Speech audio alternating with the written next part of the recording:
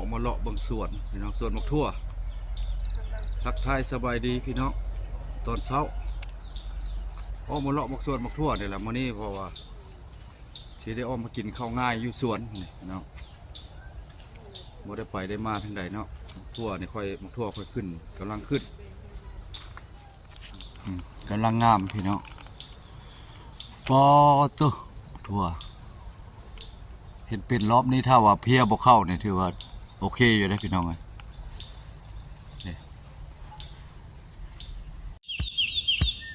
มื้อนี้เราค่อยสิให้เพิ่นมาไถให้ตื้มพี่น้องสิลงพักตื้มเลาะมุกทั่วนี่ซุ่มลงแล้วอันนี้ส่วนมุกทั่วตัวนั้นละเฮาซุ่มเนี่ยเราลงพักต่อเนี่ยพี่น้องวันนี้ได้ถ่ายส่วนพักให้พี่ให้น้องเบิ่งใส่น้ำบาดาลในรถเดี๋ยวเพิ่นกำลังไถอยู่ให้เพิ่นมาไถบุกเบิกให้เอารถไถเข้าอยู่บ่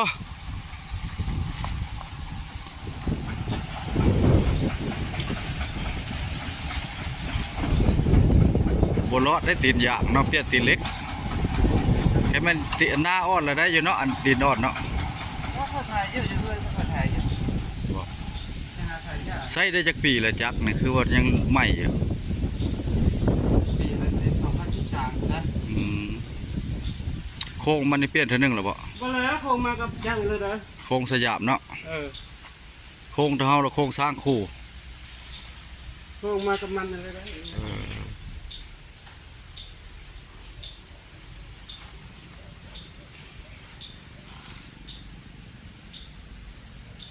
เก้าแห้งครึ่ง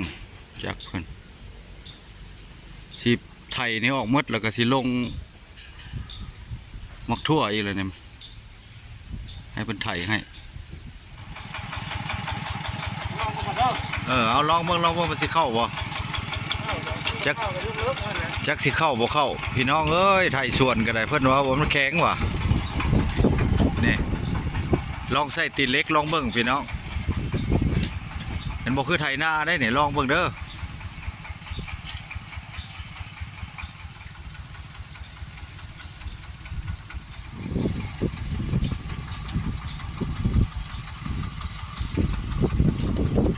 ไถยากเนาะ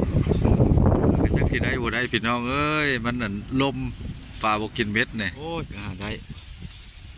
บ่น้ำผู้เฒ่าจังได้ก็หาได้พี่น้องบ่ได้กินข้าวกับแจ่วแล้วมื้อนี้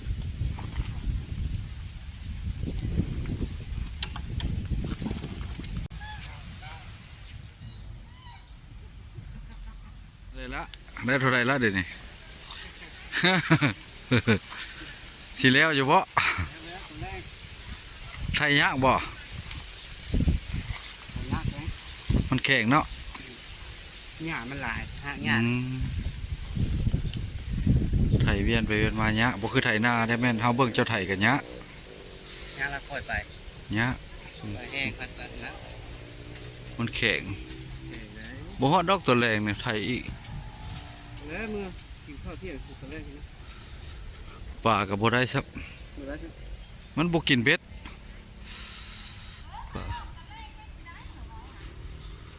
ป่าบ่กินเบ็ด2 โตปลาดุก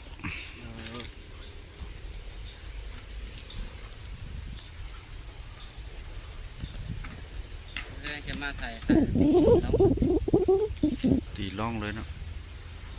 จะว่าจะตักนั้นแต่บ่ได้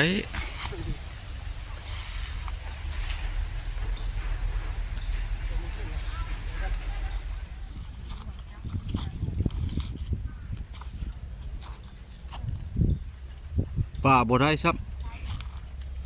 มดปัญญาแล้วได้ป่าฮะมดปัญญาแล้วมันบ่กิน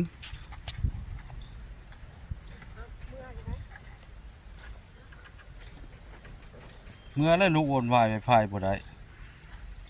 เขาปิดโอ้เราเมื่อกี่เขาเราเอาตะแรงก็มาถ่ายอีก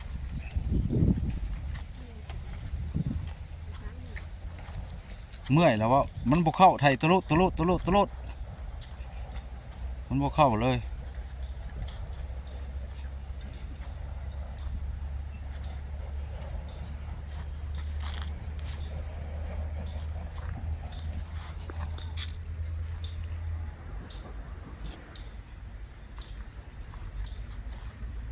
ผักกาดซ้อม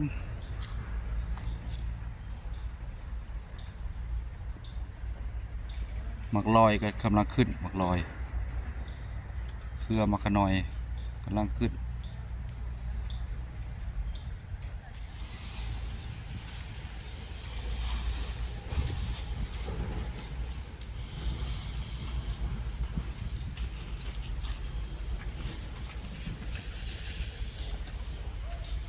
ห้องให้มันเห็ดเพียงเฟืองอะนะให้มันจุดพญาตโรคเชื้อราก่อนบอกโรคเชื้อรา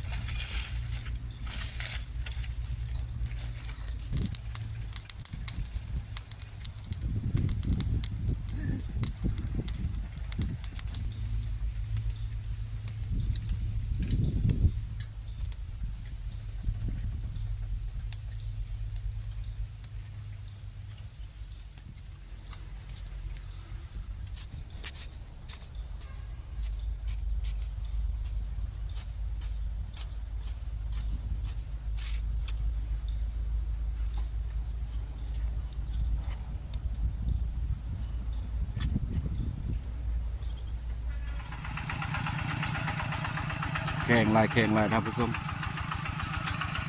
มันบุกขึ้นดินหน้าแล้วมันอ่อน อันนี้มันแข็งเพราะว่าดินอันนี้มันโน่นโพดไผ่แข็งลายโพด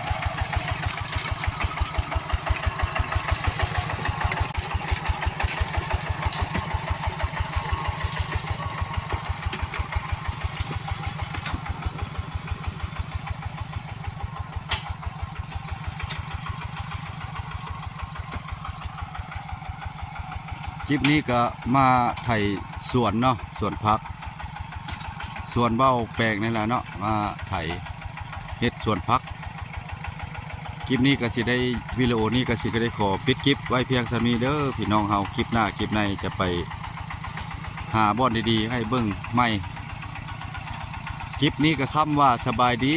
เบิดสุขุสุคนไปก่อนพี่น้องเนาะดินแข็งหลายไปก่อน